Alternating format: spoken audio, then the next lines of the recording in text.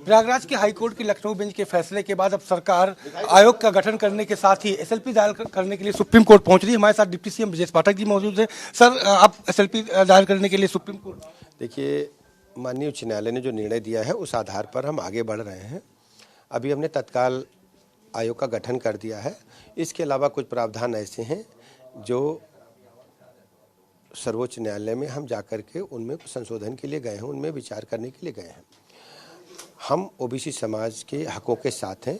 उनके हक को दिए हुए बगैर हम चुनाव नहीं कराएंगे और हर स्थिति में उनके पक्ष को हम रखेंगे और चुनाव उनके साथ ही कराएंगे। आईजीआरएस में भी शिकायत मिली है अधिकारियों की, और आपके यहाँ भी तमाम लोग फरियादी आते हैं, तमाम लोगों को दिक्कतें होती हैं कि अधिकारी सुन नहीं रहे, उसके लिए क्या करना? आईजीआरएस पोर्टल पे जो समस्याओं के निस्तारण में लापरवाही बरती गई है उस पर कड़ी कार्रवाई होगी और बड़ी संख्या में जो फरियादी लखनऊ आ रहे हैं, क्यों आ रहे हैं, जिलों में सुनवाई क्यों नहीं हो रही, इस पर भी माननीय मुख्यमंत्री जी ने कड़ी नाराजगी जाहिर की है और हर स्थिति में अधिकारियों को जनता जनार्दन की बात को सुनना होगा, उसका निस्तारण करना होगा। आयोग आरक्षण के मुद्दे पर समूचा विपक्ष कहीं न कहीं सरकार को कटघरे में खड़ा विपक्ष डिरेल्ड है, उनके पास कोई नीति एजेंडा नहीं है।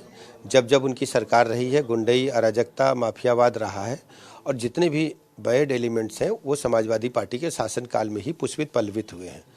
भारतीय जनता पार्टी आदरणीय प्रधानमंत्री नरेंद्र मोदी जी के नेतृत्व में शुचिता के साथ आगे बढ़ रही है। आदरणीय प्रधानमंत्री नरेंद्र मोदी जी के रूप में एक नेता देश को ऐसा मिला है जो सबकी चिंता करते हैं। गरीब कल्याण योजनाएं लाकर लोगों के जीवन में, आम आदमी के, गरीब आदमी के जीवन में बदलाव लाने का काम आदरणीय प्रधानमंत्री जी ने किया है। एक सवाल मेरा और कि दो जो विदेशी पर्यटक थे उन्होंने जंप मार दी।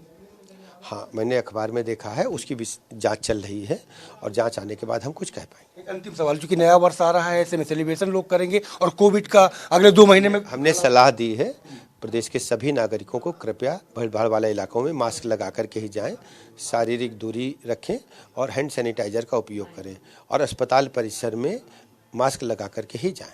क्योंकि हमसे बात करने के लिए तो आपने देखा डिप्टी सीएम ब्रजेश पाठक जी का साफ तौर पे कहना है कि सेलिब्रेशन जरूर हो लेकिन उसके साथ कोविड के जो प्रोटोकॉल का पालन है वो भी सुनिश्चित किया जाए। कैमरा पर्सन रजनीश तिवारी के साथ संजय चौहान, भारत समाचार, लखनऊ।